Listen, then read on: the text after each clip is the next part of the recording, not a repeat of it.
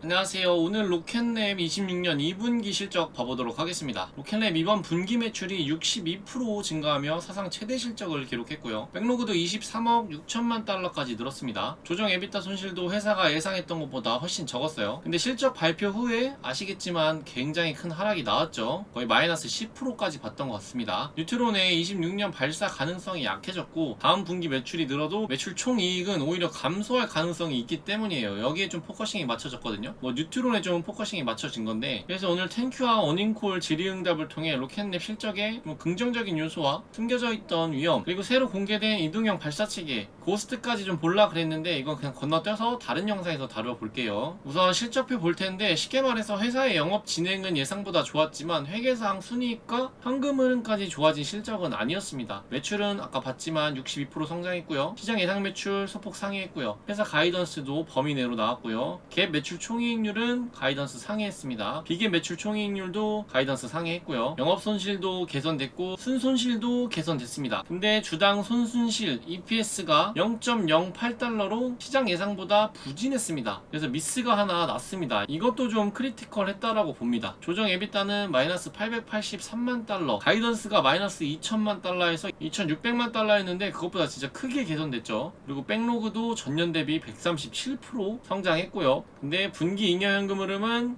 1분기보다 약화됐습니다. 유동성도 단기 유동성 충분하고요. 그럼 이제 이번에 왜 EPS 미달이 났는지 봐보도록 하겠습니다. 왜 아직 EPS 적자냐면은 매출 총이익보다 뉴트론 연구개발비와 관리비가 크기 때문입니다. 여기 뉴트론이 차지하는 게 굉장히 큽니다. 왜 그래서 계속 성공해야 되냐 해야 되냐 하지만 수주를 받는 것도 있지만 여기에 쏟아붓는 이런 연구개발비와 관리비가 줄어들기 때문입니다. 그럼 이제 왜 예상보다 더 나빴냐면은 마이너리 초기 영업손실과 인수 무형자산 상각비, 거래비용이 예상보다 크게 반영된 영향이 가장 유력하게 잡혔습니다. 그럼 본업까지 나빠진 거냐 봤을 때는 아닙니다. 매출 총이익률, 조정에비타는 모두 양호했어요. 다만 현금 흐름은 마이너스 1억 1010만 달러여서 회계비용일 뿐이라고 가볍게 넘길 수 있는 정도는 아니었습니다. 로켓랩은 매출과 마진, 조정에비타까지는 예상보다 잘 나왔습니다. 그래서 이제 처음 나올 때는 딱 매출 60% 상승 이런 것만 딱 헤드라인에 꽂히니까요. 근데 마이너렉 초기 적자와 인수 관련 상각 거래비용이 갭 순손실에 반영되면서 주당 순손실은 예상 6센트보다 큰 8센트를 기록했습니다. 따라서 이번 EPS 미달은 본업 매출 부진보다는 이 인수기업 통합비용 영향이 더 컸다고 볼 수 있어요. 그래서 본질에 대한 해소는 아니었기 때문에 제가 단톡방에서도 말씀드리고 저는 추가로 매수했다가 반등하는 거에서 추가 매수했던 거는 덜어냈습니다. 익절했죠. 로켓랩은 이제 로켓 매출 중심 기업이 아님이 이번에 확실히 좀 증명됐습니다. 발사 서비스 26년 2분기 4,459만 달러, 전체 매출 비중 19%고요. 우주 시스템이 1억 8,948만 달러입니다. 전년 대비 약 94% 상승했고 우주 시스템이 전체 매출의 약 81%를 차지했고 위성 제작, 위성 부품, 태양광 패널, 반작용 힐, 광학 통신 장비와 인수기업 매출이 성장을 주도했습니다. 발사 서비스 매출은 6회의 발사를 수행했는데도 전년보다 감소했고 그 이유로는 6회 가운데 2회가 헤이스트였고 헤이스트 계약 매출 일부가 발사 당일이 아니라 준비 진행률에 따라 이전 분기에 이미 인식됐기 때문입니다. 따라서 로켓을 6번 쐈는데 발사 매출이 줄었다가 발사 가격 하락이나 수요 감소를 의미하지는 않아요. 이렇게만 보면 야 이제 로켓랩 로켓 쏴서 돈 버는 그 본질이 어쨌든 어느 정도 좀 이제 경쟁 심해지면서 막 수요도 감소하고 가격 경쟁도 심해진 거 아니야로 볼 수 있지만 실상은 또 그렇지 않습니다. 어닝콜에서 CFO도 헤이스트 매출 상당 부분이 과거 기간에 이미 인식됐다고 설명을 했어요. 이제 매출 총이익률 보자면은 발사 서비스 약 42.9%, 전년 동기는 30.5%였습니다. 우주 시스템은 약 34.5%, 전년 동기 32.9% 정도였습니다. 발사 매출은 감소했지만 발사 서비스의 수익성은 오히려 개선됐습니다. 반면 우주 시스템은 매출 규모는 훨씬 크지만 대형 위성 제작 사업 비중이 올라가면 부품 사업보다 마진이 낮아집니다. 앞으로 로켓랩 실적은 몇 번 발사했는가 보다 다음을 함께 봐야 할 것 같습니다. 고마진 위성 부품을 얼마나 판매했는가, SDA 위성 제작 진행률이 얼마나 올라갔는가, 인수기업들의 적자를 얼마나 빠르게 줄이는가, 헤이스트 계약 매출이 어느 분기에 인식되는가, 이런 거를 함께 보면서 비교를 해봐야 될 것 같아요. 이제 3분기 가이던스를 한번 볼 텐데 매출 중간값 2억 5,750만 달러에 갭 마진 중간값 중간값 30%를 적용하면 예상 매출 총이익은 약 7,725만 달러입니다. 2분기 매출 총이익이 8,458만 달러보다 약 733만 달러가 적어요. 즉 3분기 매출은 약 10% 성장하지만 매출 총이익은 약 9% 감소할 수 있다. 그래서 이게 이익률이 계속 내려가는 거 아니냐, 이 우려도 같이 불었습니다. 조정 에비타도 2분기 마이너스 883만 달러에서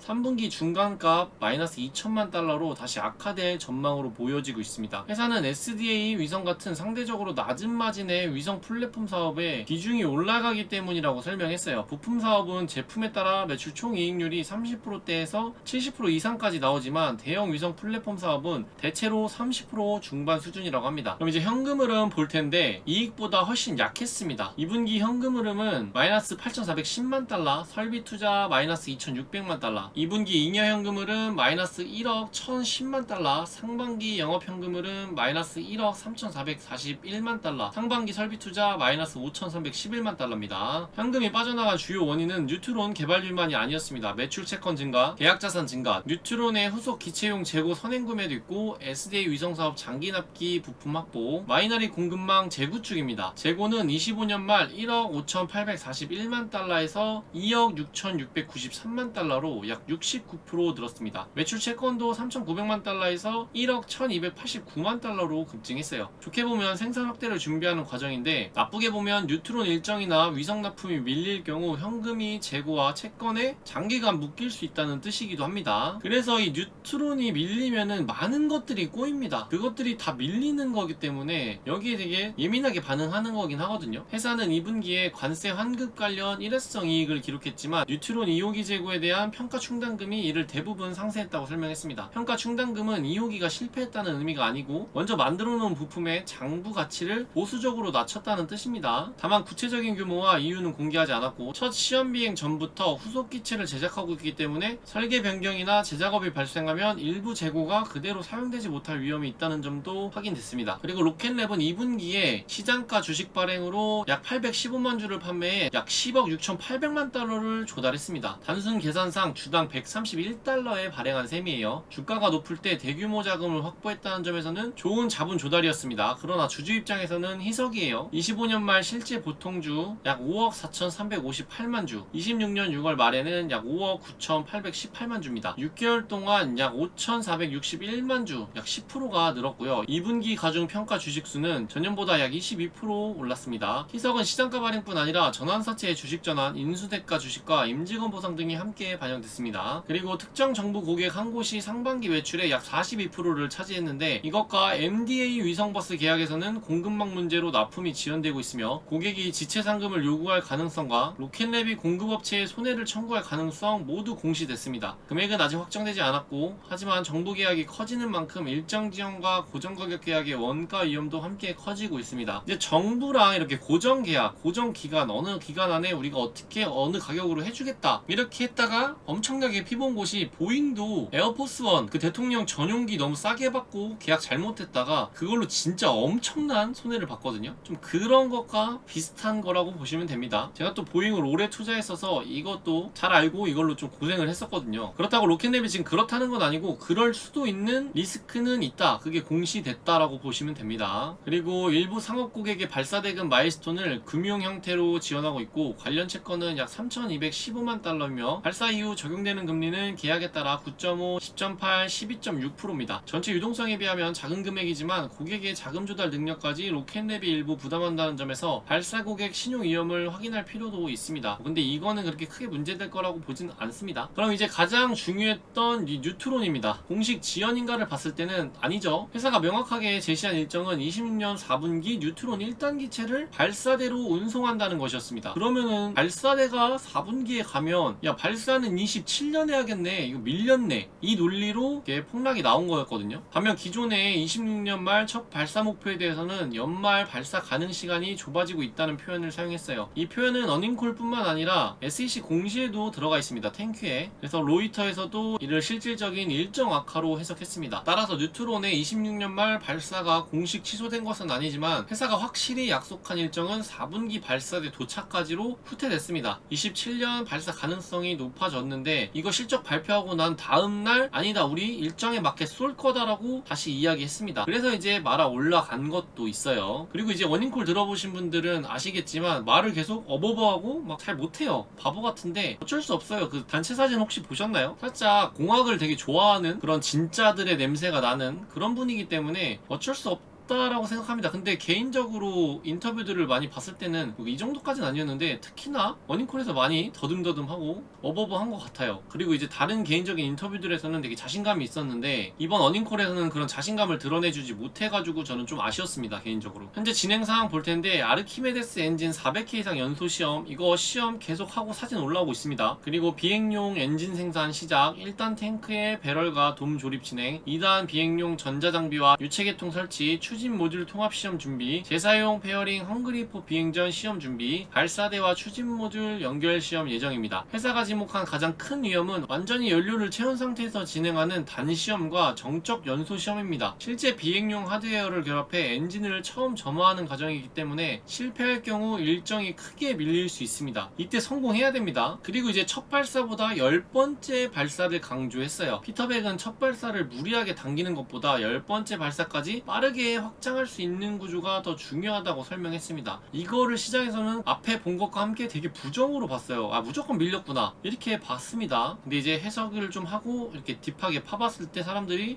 그건 아니다 이렇게 돼서 이제 다시 80불 위로 올라온 이유기도 하죠. 이제 긍정으로는 첫 비행 이후 대규모 재설계를 피하려는 접근 대사용성과 양산성을 처음부터 검증 발사 횟수가 늘어야 뉴트론의 경제성이 개선되기 때문입니다. 그래서 원래도 피터백은 처음 쏠 때 우리는 쏴서 터트려서 정보 모아서 다시 쏘는 게 아니라 최대한 다 한 번에 시험 발사도 직접 원래 상업용으로 쏘는 것처럼 성공을 하기 위해서 만반의 준비를 해서 쏜다 이렇게 말하고 이 마인드거든요. 그렇기 때문에 지금 이렇게까지 밀린 거긴 합니다. 그래서 한 번에 쏠 거라고 기대하는 사람들이 많은 이유기도 합니다. 피터백을 아는 사람들은. 그래서 부정으로는 일정 준수보다 설계 완성도를 우선한다는 뜻으로 볼 수 있고 26년 말 첫 발사 목표가 사실상 절대적인 목표가 아님을 이야기한 게 됐고 추가 시험 결과에 따라 일정이 더 밀릴 수 있음을 생각하게 만들었습니다. 손익분기점 관련 가장 중요했던 발언은 뉴트론 첫 비행 성공 다음 분기에 조정 에비타 흑자 전환 그 이후에도 후속 기체 제작이 필요해 잉여 현금 흐름 흑자는 약 18개월에서 24개월 뒤 원래 이제 로켓랩은 28년에는 흑자 전환 될 거다 라고 어느 정도 가이던스와 미래 암시와 제시를 해놓은 기업이거든요. 근데 일단 이 뉴트론이 밀리면 그것도 밀리는 거예요. 만약 뉴트론 첫 성공이 27년으로 넘어가면 로켓랩 단독 잉여 현금 흐름 흑자 시점은 28년 말에서 29년까지 밀릴 수 있습니다. 이것은 회사의 공식 가이던스가 아니라 어닝콜 발언을 좀 적용한 추론입니다. 시장에서 다들 그렇게 보고 있는 좀 28년도 흑자를 보고 있어요 원래 로켓랩은. 그리고 이제 탈이 많았던 마이너릭 인수입니다. 생각보다 적자가 커요. 마이너릭은 2분기 연결 실적에 부분적으로 포함됐습니다. 마이너릭 매출은 약 1320만 달러 영업 손실은 약 1325만 달러였습니다. 이제 부분 분기지만 매출과 거의 같은 규모의 영업 손실이 발생했고 마이너릭은 인수 전 파산 절차와 공급망 문제를 겪었기 때문에 로켓랩이 부품 공급망을 다시 채우면서 현금 소진도 증가했습니다. 회사는 몇 분기 안에 마이너릭 마진을 기존 우주 시스템 부품 사업 수준까지 개선할 수 있다고 주장했습니다. 과거에 솔 에어로를 인수한 뒤 한 자릿수 마진을 정상화한 경험도 강조했습니다. 하지만 현재 시점에서는 검증된 결과가 아니라 경영진 목표입니다. 근데 저는 이 말에 좀 더 신뢰를 가고 그럴 거라고 믿고 있습니다. 지금 이 솔 에어로가 되게 중요한 역할을 해주고 있죠.